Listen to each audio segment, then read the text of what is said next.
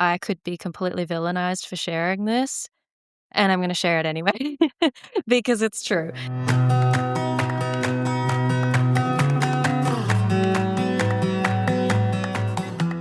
Hello and welcome to the All Mats Taken podcast. I'm your host and fellow yoga teacher, Adrienne Jarrett. And in this episode, I am sitting down with Amy Fraser, an photographer based in Gold Coast, Australia, who helps women step into their power through the lens and through photos. We're diving into why showing up authentically, both online and in real life, is one of the most transformational things you can do for yourself and your business. Amy shares her personal journey of going viral after posting vulnerable content last year about a difficult breakup and how that experience completely shifted her relationship with visibility.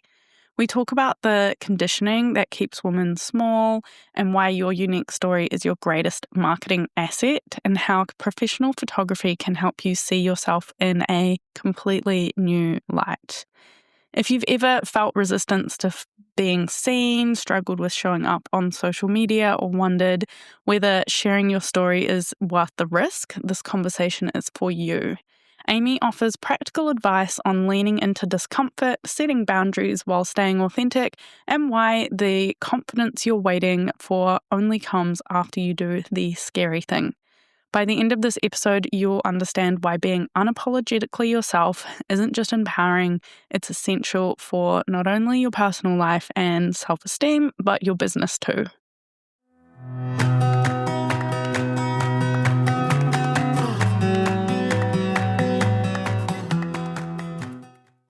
Wonderful. Thank you for joining me on the podcast today, Amy. I'm super excited to talk to you about all kinds of things today, but a lot of empowerment things I think we're going to talk about. Let's dive in straight away.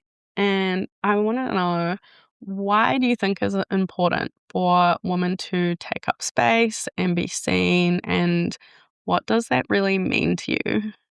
Thank you for having me, first of all. This is something that in my work, obviously, I come across a lot because my work is literally having women be seen with photography. And I think it's something that maybe our entire lives we're kind of conditioned. Like if a young girl is outspoken, she's bossy, whereas if a young boy is outspoken, he's assertive. And I think we've got this conditioning our whole lives that kind of shrink us and shrink us and shrink us, and we just get smaller and smaller. And I think that does a disservice to our potential and what we can contribute to the world, and the lives we can lead for ourselves, but also my sort of belief is that our soul comes here to express itself fully, and whatever that expression is, for whatever reason, is what the world needed or what the people around it needed at the time. So if we're dimming that and we're shrinking that, I think we're not meeting our soul's potential and our purpose that we were put here for, if that makes sense. Mm-hmm. Yeah, interesting. And what What do you think the benefits of women really showing up and being seen means? Why should they push themselves out there and be seen in front of other people versus just like healing, I guess, that with themselves?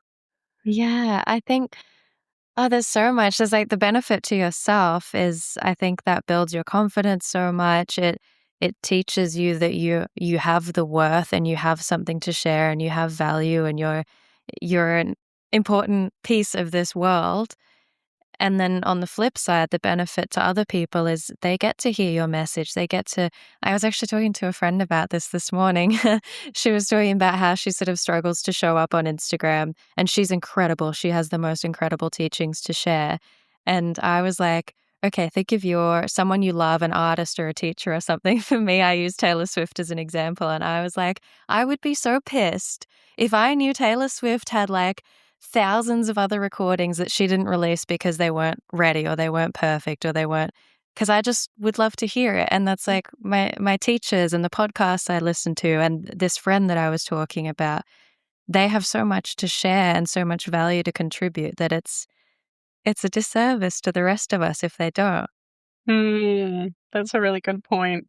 How has your personal relationship with being seen evolved? Yeah. That's been probably my biggest lesson this year, and it's changed everything for me. It's changed a lot internally. It's changed my business. It's just like oh my god.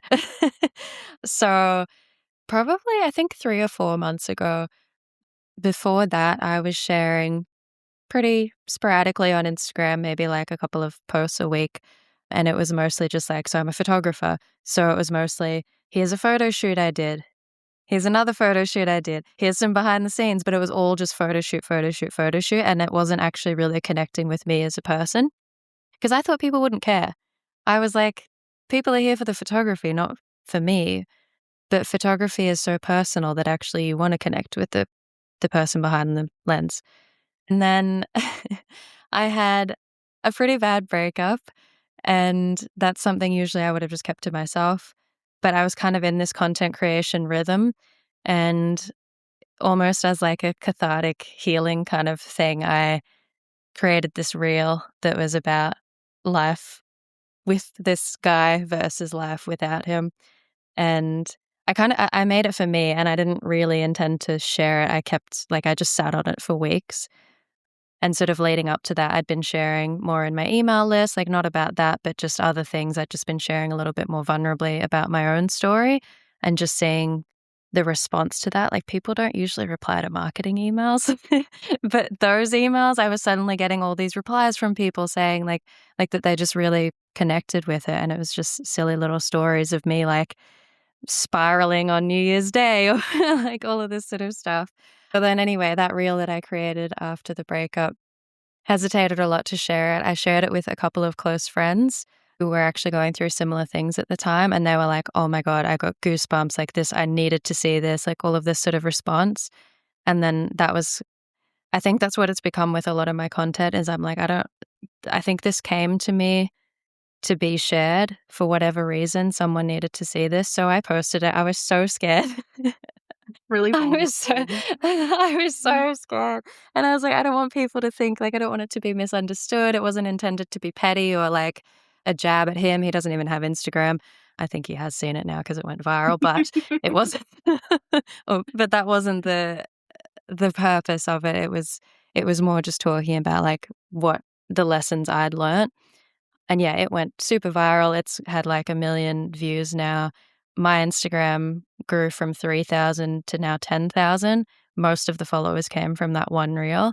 And then since then, I've just been consistently showing up, and it's sort of become a blend of like my story, my experiences, photography, like, and it's not this sort of facade of this is my business, this is my work, but you don't get to know me. Now it's kind of the whole package of me and my business and my work. And yeah, that's honestly changed everything. Like people reach out to me so much more. My business is going better than it ever was.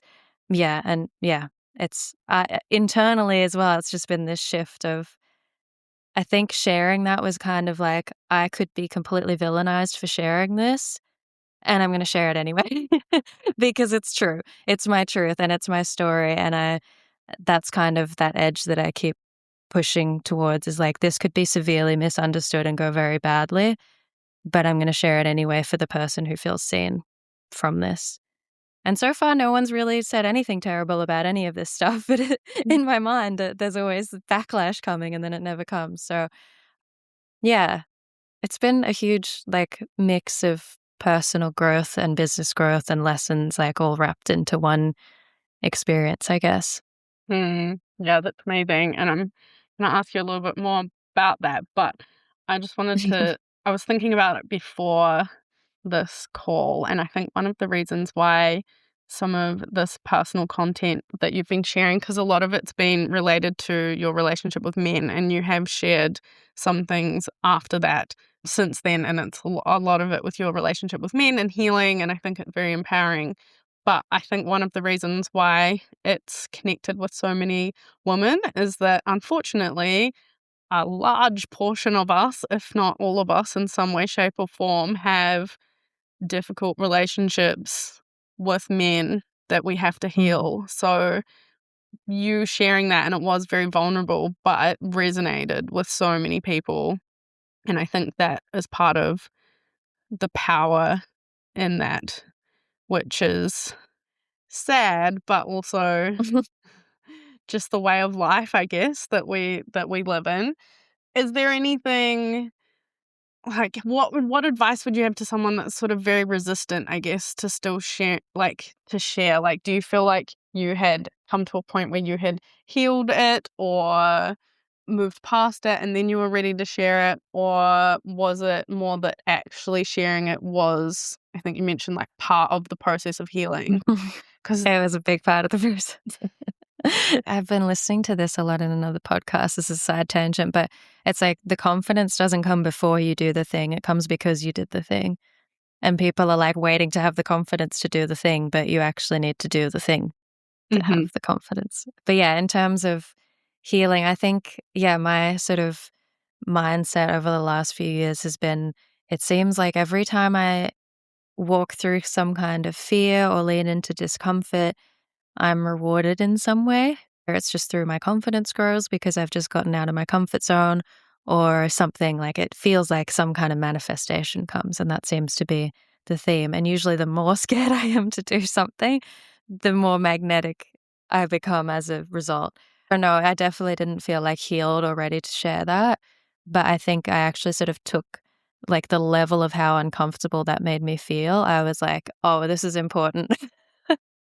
I need to do this. I don't want to do this, but I need to do this. And that's kind of been, yeah, I guess that's how I keep showing up. And there's a lot of videos that like I record myself talking because some idea came to me. And I kind of cringe when I watch it back, but I'm like, I still think someone needed to receive that or it wouldn't have arrived to me, if that makes sense. There's like in sort of a woo woo way, like I think there's we're all sort of connected. And if something's landing for me that I feel called to share, then that's probably going to land in the hands of the person who needed to receive it, hopefully, mhm, if the world works the way that I imagine it does.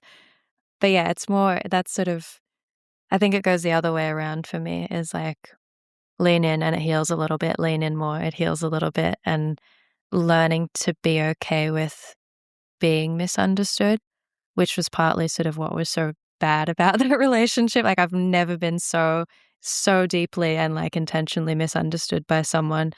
So that was kind of the lesson I took into my content creation was like people will misunderstand you, people will assume your worst intentions, people will assume the worst of you, and that's not a reason to make yourself smaller. Yeah. mm. I've definitely had that as a content creator. I think there's a couple things on that. So one, Elizabeth Gilbert has this theory that, Ah, like, there's ideas just the oh, ideas. that's what made me I thought of Yeah. that when you were describing that, and they come to you for a reason, and if you don't do what you're supposed to do with that, then it'll go and someone else will catch it and go on, so, yes, that I think I that's love definitely how that works.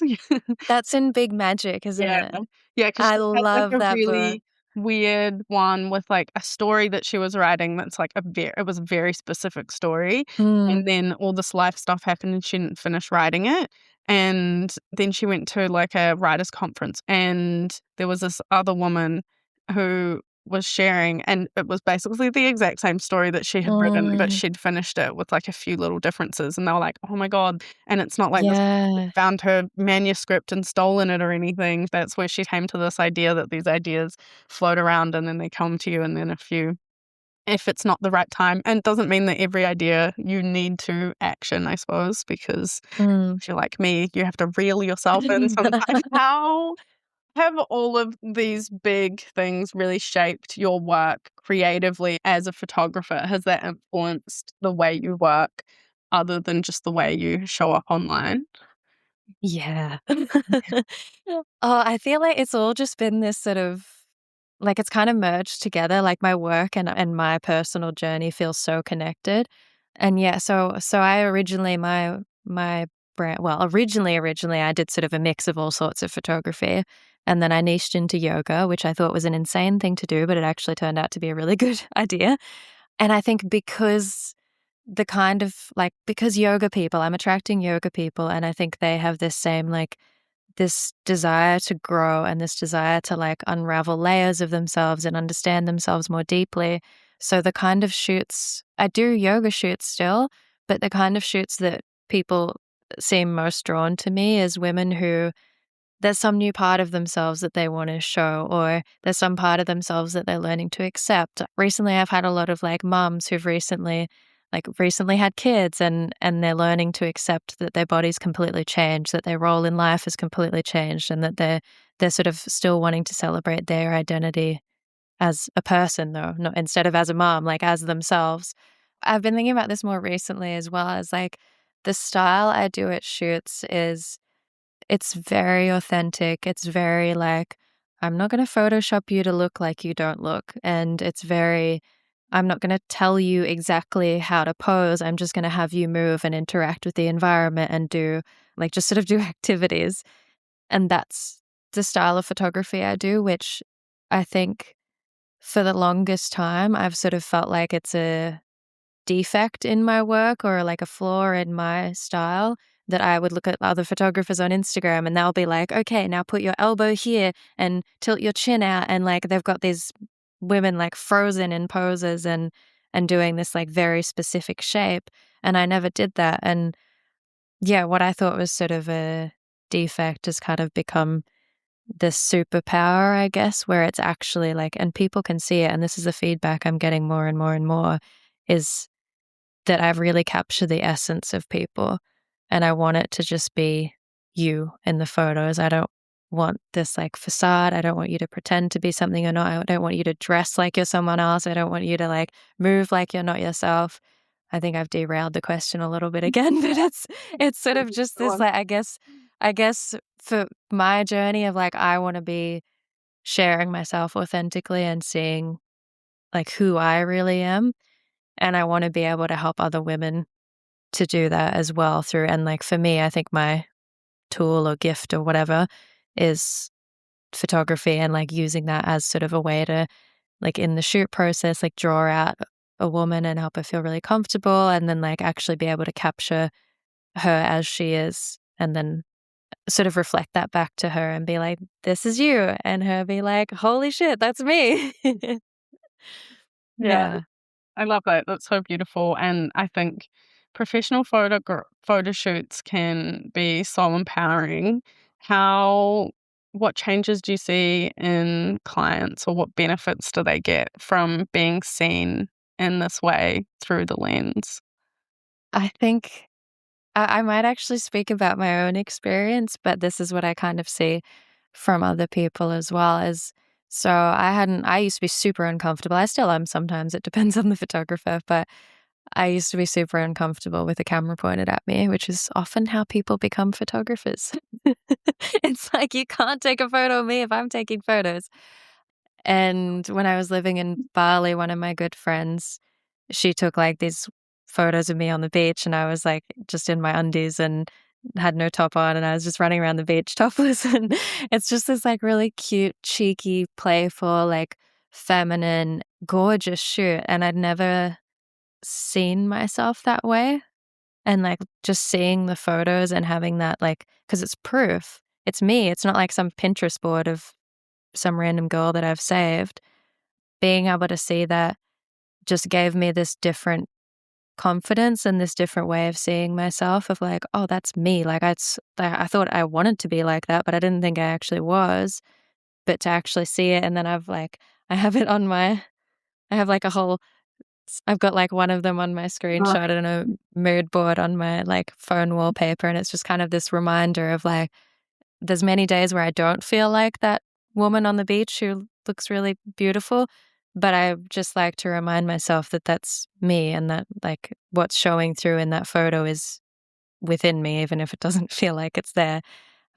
So yeah, it's nice to be able to give that to other people. And I think that's, I guess some of the shifts I see is people who start the shoot saying like, oh my God, I'm so awkward in photos. I'm so nervous. I'm so shy. So many women say that before their shoot. And then at the end, they're just having fun. And then they see the photos and they're like, holy shit, I could cry. Like, that's me. I can't believe I look like that. Or I feel like I've reclaimed a part of myself or yeah, things like that, mm, that's the whole point for me, I think, more than like, oh, these will be good photos for your website or these will be, I don't know, good for your Instagram, which they will be. But I think the real value is the way it helps you see yourself. Hmm. And I imagine once you've seen yourself in that way and you have these beautiful photos that you're happy to share on Instagram and on your website, that would empower you to actually share and then be seen more and Mm, put yourself out there more. And then, as a snowball effect, effectively see some level of growth, I guess, in your business because you are showing up and you are being seen in this really beautiful way that you're feeling confident and happy about. totally, yeah. Yeah, it's kinda like manifesting as well. It's like you need to see something to believe it, and then if you're even if you're, like, faking it a little bit for the shoot and you're like, "Oh, I don't feel that confident, but I wanna appear confident," but then you see yourself appearing confident and you feel confident. Mm, yeah. Mm. I've had that experience because 'cause I'm not very good in front of a camera. Well, I wouldn't naturally put myself there. That's why I used to do a lot of photography, and that was the same reason I like be behind the Hide camera. behind the camera. But then I didn't have any models to practice on at the time, so I had to practice on myself, which was a lot of running backwards and forwards, but, Yep. I did, like I did a naked photo shoot of myself in the river, Ooh. and I had, like, flowers strategically sort of placed, like, around. I've gotta find those photos. It was years ago, but at the time, I was, like, bigger than what I, like, felt comfortable, I've never been, like, the skinny Mm. girl, but I was kinda, like, chubby at the time, and when I look at those photos, I'm like, "Man, you look beautiful," and it's, like, just Oh, a way of being able to see yourself through a different light, and mm.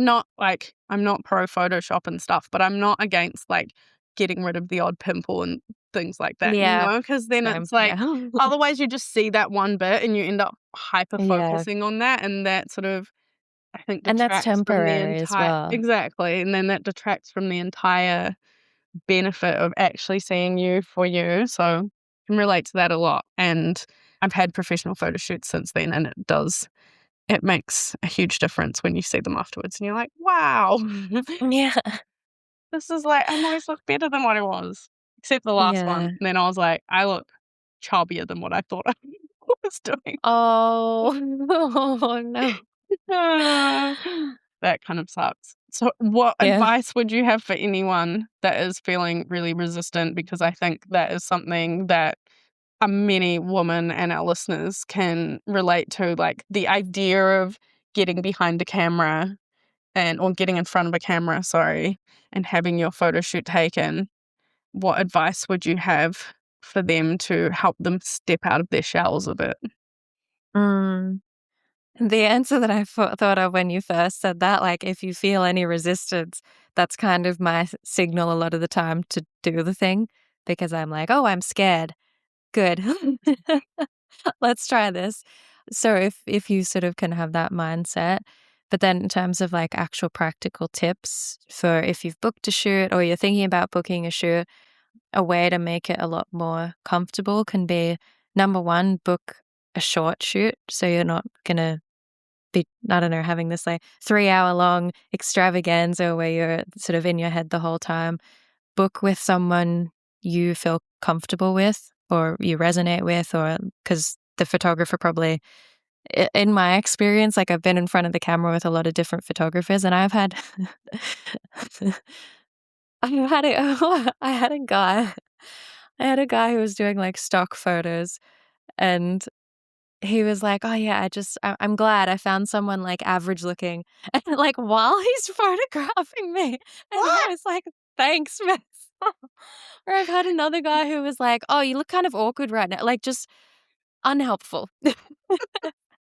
So, like, having someone so the beach photo shoot I told you about was with a friend, and she was like, "Oh my god, you look so gorgeous, you look so beautiful." Like, that makes a huge difference, so try to if you can find someone who you'll feel comfortable and encouraged by, do that. And then in terms of, like, being at the actual shoot, what I always use, and obviously depending on the photographer, they might guide you differently, but, like, have props that you can interact with and keep moving, and even just little movements of, like, tucking your hair or looking in different directions, or if you have a prop, like, I don't know, have sage there and light the sage and sage yourself, and all of those sorts of things can create photos, but they're not making you so focused on the shoot itself, rather you're just being, which I think this is my photography style. It's not for everyone, but my photography style is you're being. Like, it's just you. It's not trying to look some particular way. So I think the more you can just kind of focus on just existing rather than the camera helps a lot. Hmm. Do you notice anything like what makes a good brand photo versus just a pretty brand photo? Ooh. I like that question. Probably gonna keep tying back into authenticity.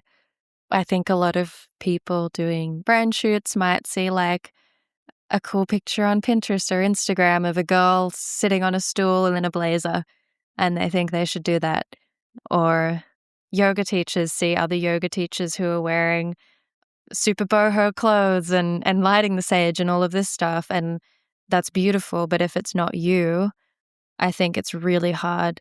It's hard for you to drop in and be yourself in the photo, which then makes it really hard for your audience to connect with you through the photos because it's not really you. So the authenticity and then I guess the intention.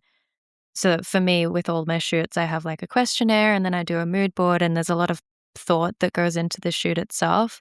And like, where are we going to use these photos, and what do you want them to feel like, and how do you want people to feel when they look at the photos, and all of this sort of stuff that you don't want to just kind of throw something together. You want to bring that intention into it, and people can feel that even if they don't know what it is they're feeling, they can kind of feel that intention and that authenticity when they see the photos.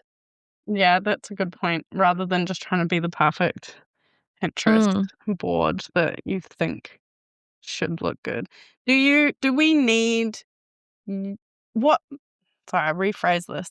What sort of level between for a yoga photo shoot specifically, since we're all yoga teachers listening, do you need to Mm. have like you doing yoga poses versus like Mm. you being you, I suppose? Mm.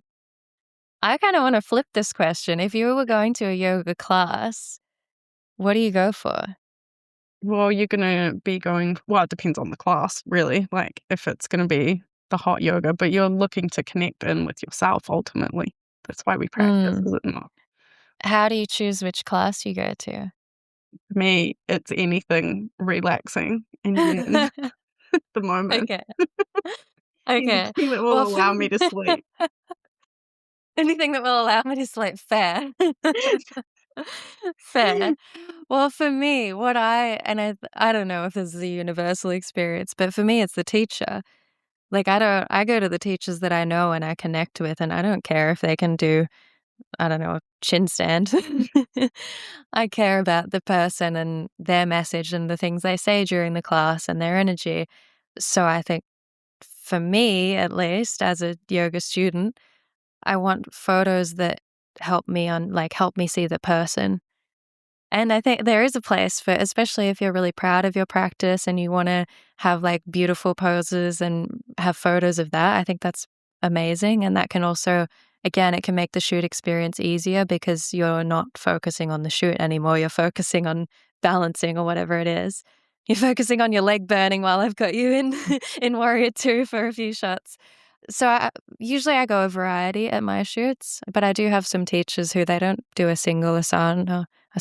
I always, oh, because asana's the software I use. My brain always trips on it. Some of them, yeah, they'll just come and like, one of them, Mel, she's beautiful, amazing yoga teacher. She's done like 5 shoots with me. She'll just bring a flower and just like play around with the flower for half of the shoot and just like sit in the sun. And it's just showing, because for her as well, the focus of yoga is more the philosophy and like the the traditional teachings rather than the shapes and that side of things. So I think it's also, again, it's the authenticity piece. Like if poses and shapes are a really big part of your yoga practice, or you've been like super disciplined and working really hard on some really cool things that you're proud of, then yeah, I think it's what you naturally want to share as well will be what will shine the most in photos. That makes sense. And what patterns do you notice in the way women, especially like creators and mothers and healers, since this is a lot of what you work with, relate to themselves in front of the camera? Huh. We're really mean to ourselves. We're really yeah.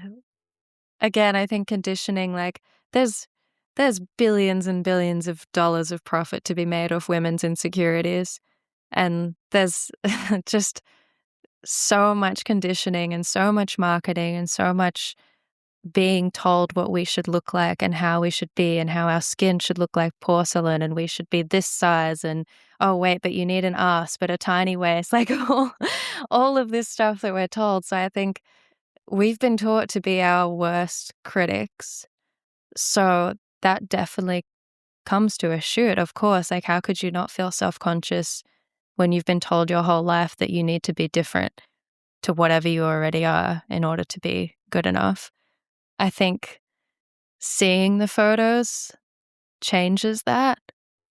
I think I guess when I look at the people I work with, I see that they're fucking beautiful, with no exceptions. Everyone I photograph, I see so much beauty, and I'm the one holding the camera. So so when you look back at the photo, you're seeing yourself through my eyes and through the beauty that I'm seeing, and it's really hard to not see it then. So, like, even if you're feeling uncomfortable, and that's sort of like during a shoot, sometimes I'll show people previews of the photos and that you see them lift after that because 'cause they're like, "Oh, I look awesome. What was I worried about?" But I think we all carry around so much, like, so many expectations of what we're meant to look like and how our skin's meant to be and how our thighs are meant to be, and, like, just so it's fucking crazy, like, it makes me so mad. And this is why, like, this is part of why I love what I do is I wanna I wanna push back on that as hard as I can. Mm, yeah, it's a big, like, hurdle to push back against, but, Yeah. like, generations or Yeah. thousands of years potentially Oh of, my like, god, I know. of I know. of oppression and expectations on the way we're supposed to look and be, and then that changes every season depending on the fashion and whatnot as well on top of that. Yes. Yeah, totally, yeah.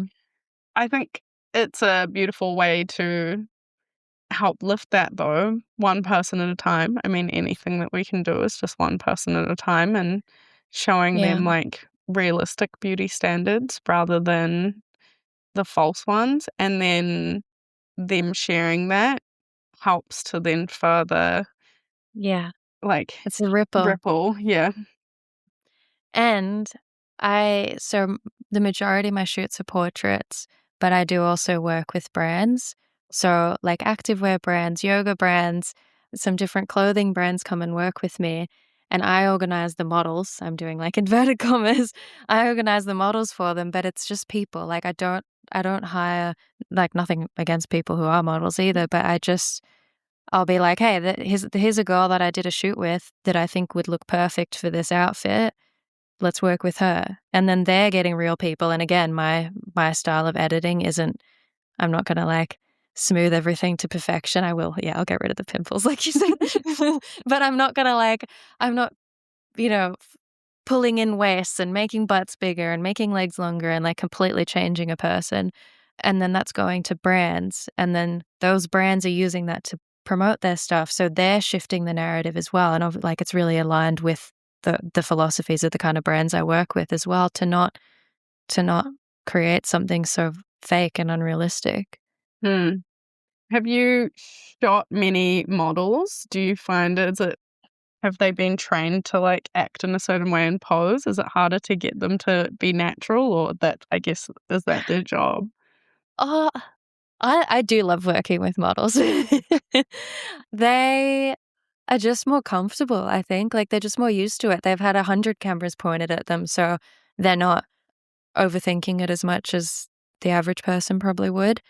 It still probably comes down to direction because they still are guided by the photographer, so I'm still getting them to move. So it's still creating that authenticity. Whereas, I don't know, maybe with a different photographer, it'd be that sort of freezing. But models naturally do move a lot. And I think they know that that's sort of because if you're moving for 10 seconds, you could get like 10 different photos. Whereas if you're just stiff and still, you'll get one photo and you'll probably look scared in it because you're telling your body that you're in a freeze response as well. So it's this snowball effect on your nervous Mhm. system. But no, I think models, at least in my experience, they show up super authentically in camera as well. Nice. And is there anything that you want people to know when they're looking at like high fashion magazines and things? Because I'm sure you can tell knowing editing. How edited are these? I'm you say I could tell, I probably can't tell that much because I don't do much of it, but there was, like, I don't know, years ago when I was first learning photography, I dabbled in that, and I played around with the photos that I took of, like, myself and other people, and I'd be like, "Ooh, what does this, like, airbrushing tool do? What is this, like" there's a tool called Liquify on Photoshop where you can, like, turn the photo like liquid, and then you can push things, like, as if you're pushing water in a tray kind of, so you can, like, push the waist in and and now with AI, you can select eyes and just very quickly make them bigger or the color different or whatever it is that you wanna do, and you're like, it's yeah, I just wouldn't believe I just wouldn't believe what you see on those things, I guess, or just don't compare yourself to those things. I yeah, Mm, yeah, it can get pretty, easier said than done. yeah. Well, because everything's so well done these days as well, so it is hard to Mm, know what is real and yeah. what isn't. Yeah, well, even I think I forget the exact number, but I remember seeing a statistic about cellulite that was like, I think like 80 or 90% of women have cellulite, something like that. Do 80 or 90% of women you see in magazines have cellulite? No, Probably. yeah, It's probably been photoshopped. like, yeah, I remember reading a Chic magazine years and years and years ago, and it was like, "Oh, Britney Spears is cellulite," like, they're pointing it out on all of these different, like, celebrities, and What? you're like Oh, I it's like hate a that. scandal, and you're like, "We all have it. Why is it a scandal that they're human?" But then we learn that we're like, "Oh, she was shamed for Mhm, having cellulite, so I should be ashamed of my cellulite." mhm. Yeah, it's terrible, and then they Ugh. profited off it at the same time, Yeah. Oh. massively. Yeah. I feel so sad for people in those industries that, yeah, just you can't just exist like a human and not be. I don't like, I just can't Mm. imagine having my photo in a magazine being like, "Look at her cellulite." Like, that sounds horrible. Yeah, and people get mean as well, like, on the Mm, internet. What do you wish more people, more women particularly, knew about mm. showing up online and being present and having their stories heard? I think for women who have businesses, and I think yoga teachers for the most part do, whether they want to or not, end up being business owners, it's probably the best thing you can do for your business because there's nothing that someone else can't do except for be you. Does that make sense? Is that the words I wanna Yeah. use? It's like you can have amazing poses, you can have you can be the best breathwork teacher, you can have all of these incredible skills, and those are things that people can learn, but the thing that's unique about you, and again, like, coming back to my sort of woo-woo side, like, your soul was put here to express whatever your unique expression is, and no one can replicate that. So, in terms of marketing, it's a really smart thing to do. And then in terms of personal growth, it's probably one of the best things you can do because until you're fully showing up and letting yourself be seen as yourself, like you can't attract the people who are actually meant to connect with that. And, like, into from customers, from friends, like, the brands that you work with, the kind of studios that you get jobs at, if they don't see you properly, you actually, not some facade or whatever, they can't they can't connect with you, and I think, like, the kind of for me, probably friendship's actually a really big part of that, like, the friends that I have, the more I let myself be myself, people shed for sure. But those were the people who weren't even there for the authentic you to begin with. And that's kind of sad to be surrounded by people that you need to be someone else to keep. Mm. Hmm. Is there anything with showing up that you still hold boundaries around, or that you think people should hold boundaries around? Or is it just like, this is me, this is my marketing, this is what I'm working on, this is what I'm going through? I think a mix, like it comes, there's probably two things. One is there's things that I don't, that are like, there's things that are happening in my life right now that I'm not sharing because I don't know how to yet. And I don't want to share, I guess, yeah, sort of the second thing is I want there to be intention and I want it to be coming from a place of adding value, not like I don't want to just go on Instagram and talk shit about some problem I have or try to make someone else look bad or like there are things that like in my personal time I have other challenges or I have like other goals that I'm working towards that I'm not sure how to share it yet. So I haven't shared that yet. So I guess just kind of is this useful for someone else? And a lot of the time I don't understand how it could be useful for someone else, but it's still like I feel like the message in here it's it has value rather than just like dumping, if that makes sense. Yeah, there's like some kind of lesson that you've taken out of it. I think so. Or I think even like I see sometimes people sharing like I guess that's still a lesson though, where people are like, here's some stuff I'm struggling with at the moment. Like just to I think they say like de-influence or whatever it is. But I guess the lesson in that is still like don't fall for the highlight reel. Don't just look at other people's lives for the surface level you see on Instagram. Like there's always stuff going on. But I don't want to use my platform as like just like oversharing or like underthinking. Like I try not to think overthink stuff either, but I don't want to just like dump stuff out there without thinking about how that could affect other people in my life or how that could affect or just like not be helpful. Mm. Even with that reel that went viral, I'm still really happy I shared it and I'm happy with the overall message, but there has been a little bit of this element of some of the comments of women sort of being like I don't want to promote division between men and women, which is sort of I think you saw that other reel I created that didn't go as viral, interestingly, but I created another reel that was sort of like for every guy that's made me cry, there's 5 who's made me smile and however many who've made me feel safe, and like there's so many good men out there as well. So I want to be cautious not to sort of feed into this narrative. I think we're in a really interesting time in gender roles at the moment where like nobody quite knows their role and I don't know there's a lot of in both directions like men hating women and women hating men and I don't want to add to that story. So I'm just sort of cautious of when I share as well if what message am I feeding into? Hmm. I think that follow-up one was really important and valuable, and it's a shame that that didn't go viral as well, but Yeah, spreads so not that they I like, for me, the first one wasn't hate either. The first one was like, I built a life I'm really happy with, and that's what made it okay to walk away, whereas in the past, it would have been a lot harder.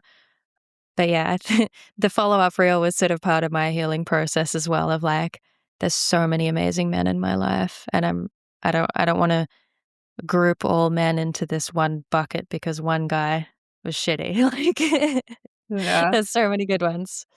And it's beautiful that you have that and not everyone does, so maybe that's part of the reason Yeah. why that one didn't go as viral as well. It's not necessarily as Yeah. relatable for as many people, unfortunately. Unfortunately, yeah. Mm. Yeah, which I think probably more people need to see that though then to Yeah. know that it's possible. Yeah, that's why I think it's a shame that that one didn't get seen more. Because I Yeah, was like, "Oh, this is really beautiful," and I really appreciated the follow-up. yeah.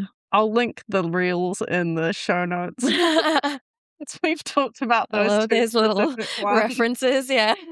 Oh god. A personal conversation there a little bit for all the listeners, but they're very good, and I think you will understand what they're about. And I also wanted to ask, what advice do you have for someone that wants to show up online, or they want to get like these benefits we've talked about by showing up online, but they just feel like Mm. they have nothing to say, or they just no idea where to start. Mm. I felt like that forever. And then I think when this shifted was actually probably the New Year's email that I mentioned where, like, I was super anxious on New Year's Eve last year, and I was, like, spiraling, and I was in my head, and then I named it. I was, like, with friends, and I told one of the guys I was spiraling, and then I felt better. And it's not that interesting of a story, but I just wrote about it and shared sort of my experience on my email, and that was when, like, it was a pretty simple story. I didn't climb Everest or do anything noteworthy at all. I just was anxious. And then I shared about it, and I think that resonated more than anything I'd shared before that. So I think try not to underestimate the value of your thoughts and your experiences because there's a very good chance, like, when I put that email out about me spiraling, I sent it on the same day that I had a shoot with someone, and she got to the shoot, and she was like, "Oh my god, I feel like your email was for me because I was spiraling about the shoot when I read your email, and it really helped." So, it kinda comes back, I guess, to the Elizabeth Gilbert thing you said of, like, that ideas are floating around. I don't think anyone doesn't have ideas. I think we all have incredible, vibrant, rich worlds in our minds. So just sharing a little bit of that, or if there's something that you're talking about with a friend and that becomes a really exciting conversation or really interesting, it's probably interesting to someone else too. Yeah. And have you found, like, from a creative perspective, once you kind of get into that flow a little bit of regularly sharing these smaller moments, it just becomes easier? Does it sort of snowball, or does it Yeah. kind of get stuck still? No, that definitely helps. I have, like, a book where I just write everything down. I take voice memos all the time. Like, if I'm Nice. driving and I think of an idea, I just start a voice memo and just record all the ideas. If I think of something I wanna, like, talk to camera on, if I'm obviously not driving, but any other situation, I'll just stop what I'm doing and just quickly film it because it takes a minute. Yeah. I think also just, like, if you really think you have nothing interesting to share, do some interesting stuff. Like, I don't know, do an experiment, for me, I did, like, 30 days of, like, a photo shoot challenge, or, I don't know, go try a new sport or I don't know, go on a date with someone you wouldn't usually I don't know, like, just do something that creates a story as well, and then you kind of give yourself that inspiration too. Yay for adventures. Yeah. Adrian's coming to Byron. Yes, we were talking about this at the start. And it's time for our rapid fire questions before we Okay, wrap up here. What is okay. one marketing strategy that has worked better than you expected? Sharing my story. Yeah. And I know that you use AI in your business. How have you been using it, and how has it helped you to show up more? I use ChatGPT. I think I'm probably underusing it. I see how much potential it has. I use it helps me with captions. I put a lot of my writing into it, so it really understands my writing style. It helps me if I've created content and I'm struggling to articulate something concisely enough or clearly enough. We brainstorm a lot, Chat and I. Yeah, that's the main thing. Yeah, it is very useful for that. And what is one final thing that you wish more yoga teachers understood about their work? As a yoga teacher or a business owner, you pick whatever you like. I think it's more about you as a person than, like, your qualifications, at least, like, I'm more of a student. I've only taught, like, 10 classes, but I've been to hundreds of classes, maybe thousands at this point, and for me as a student, it's about the person that's teaching. It's not about how hard the flow is or how easy or how like, it's I guess there's styles that resonate, but it's more the person, so let people connect with you as a person. Mm, Yeah, especially with AI and, like, people just want human connection. yep, that'll be the key moving forward with marketing, I think. Mm, Mhm. totally. Awesome. And for anyone listening, if they would like to connect with you, book a Mm. photo shoot if they happen to be in Australia, where can they connect with you? What's the best way? Yeah. I'm on Instagram at yogaroo, which is yoga, ROO, and then 2 underscores. That's for the main place I share anything, and then my website's yogaroo.net. And yeah, I'm based in Gold Coast, Australia. So if you're in the area, I would love to do a shoot.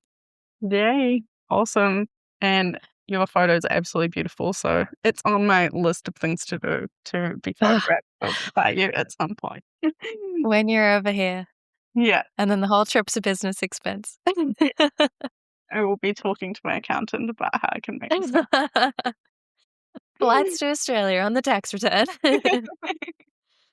It happens. All right. Thank you so much for talking with me today. It's been an Oh, absolute pleasure. I really appreciate every conversation we get to have. But thank you for coming on the show. mm. Oh, thank you for having me. This has been so fun. Thank you for listening to the All Mats Taken podcast. If you enjoyed this episode, please hit follow, like, subscribe on your podcast platform of choice, leave us a review, and share with a teacher friend. This really helps others find the show so we can continue growing our yoga-loving tribe. I am endlessly grateful for all your support. Have a beautiful day, and I'll see you next time.